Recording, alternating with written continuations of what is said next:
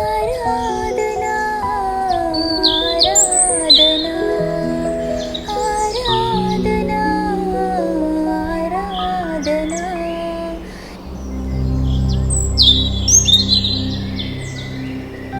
తండ్రి కుమార పరిశుద్ధాత్మ త్రేక దేవుని నామంలో మిమ్మల్ందరినీ కూడా మండల కాల ధ్యానాంశంలోనికి ప్రభు పేరిట స్వాగతం తెలియజేస్తుంటున్నాను. 1943 సంవత్సరము ఫిబ్రవరి నెలలో ఎస్ఎస్ డోర్చెస్టర్ అనే ఒక యుద్ధ నౌక అట్లాంటిక్ సముద్రంలో మునిగిపోతుంటున్న సందర్భంలో అక్కడున్న గాయపడిన సైనికులు, ఆ యుద్ధంలో పోరాడుతున్న సైనికులందరూ వారు ప్రాణాలు కోల్పోతుంటున్నారు అని గమనించిన వారిగా ఉంటున్నారు. ఆ నౌకలో ఆ సైనికులతో పాటు 4 దైవ సేవకులు కూడా వారితో ప్రయాణించిన వారిగా ఉన్నారు.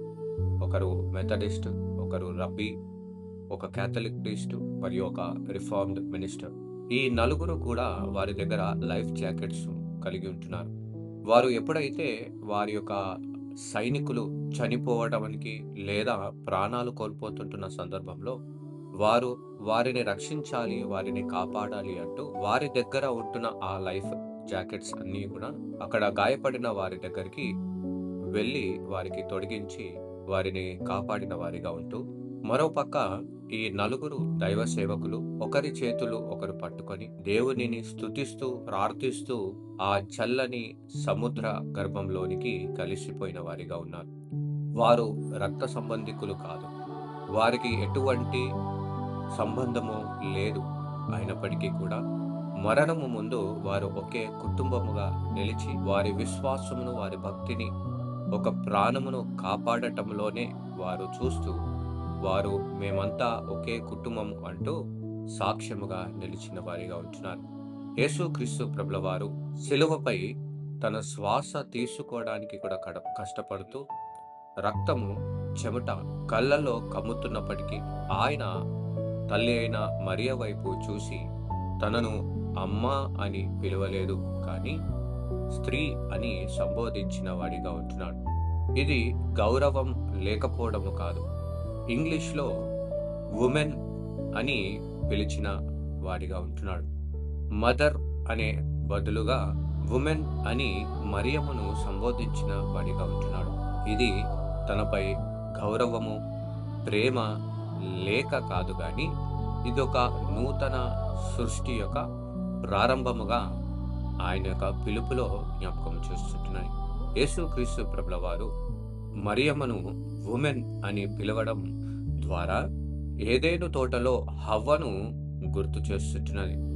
శిలువ చెంత ఆదాము ద్వారా వచ్చిన పాత కుటుంబ వ్యవస్థను తన రక్తముతో శుద్ధీకరణ కలగజేసి క్రీస్తు ద్వారా నూతన మానవ జాతిని సృష్టించిన వారిగా ఉంటున్నాడు. మరియా గుర్తింపు ఇకపై ఆమె గర్భం ద్వారా కాదు, కానీ మెస్సయ్యకు తాను ఇచ్చే సాక్ష్యం ద్వారా నిర్ణయించబడి ఉంటున్నది అంటూ తన స్వరము ద్వారా యేసుక్రీస్తు యొక్క పిలుపు ద్వారా జ్ఞాపకం చేస్తుంటున్నది. కాబట్టి ప్రియులరా, శిలువపై ఉంటున్న క్రీస్తు ప్రభువు మనల్ని ఒక నూతన వ్యక్తిగా మార్చిన వాడిగా ఉంటున్నాడు. అదే విధముగా హవ్వ ఏ నిందనైతే పొందుకున్నదో అదే స్త్రీని నూతన గుర్తింపును శిలువ ద్వారా పొందుకున్నట్లుగా చూస్తుంటున్నాం. రెండవ ప్రాముఖ్యమైన సత్యము, మరియా తల్లి అయిన మరియా ఒక పక్కన యేసు ప్రేమించిన శిష్యుడు యోహాను నిలబడి ఉన్నాడు. ఒకరు రాజులకు రాజు, ప్రభులకు ప్రభుడు జన్మనిచ్చిన తల్లి ఒకవైపు, మరోవైపు సామాన్య జాలరి. సామాజికముగా వారిద్దరు కూడా ఎటువంటి సంబంధము లేని వారిగా ఉన్నప్పటికీ గలతీయులకు రాసిన పత్రిక 3వ అధ్యాయం 28వ వచనంలో ఇందులో యూదుడని, గ్రీసు దేశస్థుడని, దాసుడని, స్వతంత్రుడని, స్త్రీ అని, పురుషుడని లేడు, యేసునందు అందరూ సమానమే. శిలువ అందరినీ సమానము చేసింది. తన రక్తము చేత ఈ కడగబడిన బంధము కలగజేసింది.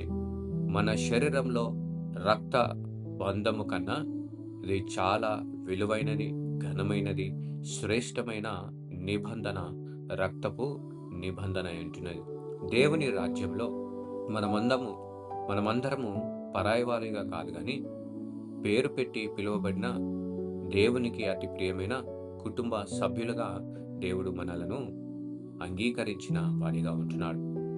మూడవ ప్రాముఖ్యమైన విషయము, ఎప్పుడైతే ఈ బాధ్యత కలిగిన విషయము యేసుక్రీస్తు ప్రభుల వారు యోహాను భక్తుడికి అనుగ్రహించినాడో ఆ గడియలోనే తనను తన ఇంటన చేర్చుకున్న వాడిగా ఉంటున్నాడు. ఇది కేవలము ఒక సలహా మాత్రమే కాదు, బాధ్యతతో కూడిన ఒక ఆజ్ఞ. సంఘం అనేది మనం చేరే ఒక క్లబ్ మెంబర్షిప్ అని కాదు, ఒక కుటుంబములో మనము చేర్చుతాం. యోహాను మరియమ్మను కేవలము తన ప్రార్థన చేసి విడిచిపెట్టిన వాడిగా కాదు, ఆమెను తన ఇంట చేర్చుకొని తన విలువను, తన యొక్క బాధ్యతలను, ఆజ్ఞను నెరవేర్చి నడిపించిన వాడిగా ఉంటున్నాడు. ఈ మండల కాలంలో మనల్ని మనము కేవలము ఒక ఆచారమైన సహవాసములో నిలిచి ఉండడము, ఇది మా సంఘము, ఇది మా కుటుంబము అని పిలవడము మాత్రమే కాదు, కానీ ఇది మన రక్తము చిందించబడి ఒక సంఘముగా, ఒక కుటుంబముగా దేవుడు చేసి ఉన్నాడు అనే సత్యము మనము ఎప్పుడైతే గ్రహించు వారిగా ఉంటామో అప్పుడు ఆయన ఒక బాధ్యతను, ఆజ్ఞను మనము నెరవేర్చేవారిగా ఉంటాం. కాబట్టి ప్రియులరా, ఈరోజు మనము బాధ్యత కూడిన ఆజ్ఞను మరవక దేవుడు పిలిచిన, దేవుడు అనుగ్రహించిన ఒక గొప్ప కుటుంబంలో మనమందరము చేర్చబడి ఉన్నామని గ్రహించి ఇతరులను కూడా అదే కుటుంబంలో సభ్యులుగాను, అదే కుటుంబములుగా, రక్త సంబంధులుగాను చేర్చుకుంటూ దేవుడే మనకు కాపరిగాను, తండ్రిగాను, అధికారిగా ఉంటూ మనలో నడిపించడానికి సిద్ధంగా ఉంటున్నాడు. ప్రశ్న ఏంటంటే, మనము ఆ బాధ్యతను అంగీకరించే వారిగా ఉంటామా? మనము మన పొరుగు వారిని మన కుటుంబంలో చేర్చుకోవడానికి సిద్ధముగా ఉంటున్నామా అనేదే ప్రశ్న. కాబట్టి ప్రియులరా, ఈరోజు దేవుడు అనుగ్రహించిన అతి శ్రేష్టమైన కుటుంబము మనకు అనుగ్రహించబడి ఉంటున్నారు. ఆ కుటుంబంలో మనము చేరి, ఆ కుటుంబంలో మనం చేర్చుదాం. ఆ కుటుంబంతో కలిసి దేవుని ఆరాధించుటకు త్రియక దేవుడు మనకు సహాయం చేసి కాపాడునుగాక. ఆమెను ప్రార్థిస్తున్నాం. పరిశుద్ధ దేవ, పరలోకపు రాజా, మహోన్నతుడ, కృపా కనికరం కలిగిన మా తండ్రి, నీ పరిశుద్ధమైన నామానికి వందనాలు చెల్లించుకుంటున్నాం. ప్రభా, నీవు మమ్మల్ని నూతన సృష్టిగా మార్చి, నూతన కుటుంబమును అనుగ్రహించి, నూతన బాధ్యతను మాకు దీవించి, ఎదుగో ప్రభా, మమ్మల్ని అందరినీ కూడా నీ కుటుంబముగా, నీ వారసులుగా నీవు మమ్మల్ని పిలిచిన దేవుడివై ఉంటున్నావు. అట్టి వారసులుగా, అట్టి కుటుంబంలో మేము చేర్చబడి, అదే విధముగా ఇతరులను చేర్చే విశ్వాసమును మా అందరికీ దయచేయమని ప్రార్థిస్తున్నాం. ఈ మండల కాలంలో మేము కుటుంబములో ఉన్నాము, కుటుంబ సభ్యులమని గ్రహిస్తూ ఆ సభ్యతను గురించిన విశ్వాసము, విలువలను కాపాడుకుంటూ దేవా, నీ దృష్టికి అంగీకార యోగ్యంగా ఉండు దీవెనను మాకు దయచేయమని ప్రార్థిస్తున్నాం. ప్రభా, అదేవిధంగా ఇదంతట్లో నీ కృపా దీవెన ఆశీస్సులతో మమ్మల్ని అందరినీ తృప్తిపరిచి దీవించి, ఇదిగో నూతనమైన కుటుంబంలో మేమందరము కూడా పనిముట్టుగా, నీకు సాధనంగా, సాక్ష్యంగా నిత్యము వర్ధిల్లుతూ, నిత్యము నేను ప్రకటించే విశ్వాసమును మా అందరికీ అనుగ్రహించమని యేసయ్య దివ్యమైన నామములో అడిగి వేడుకొనిచున్నాం తండ్రి. ఆమేన్. God bless you all and have a blessed day.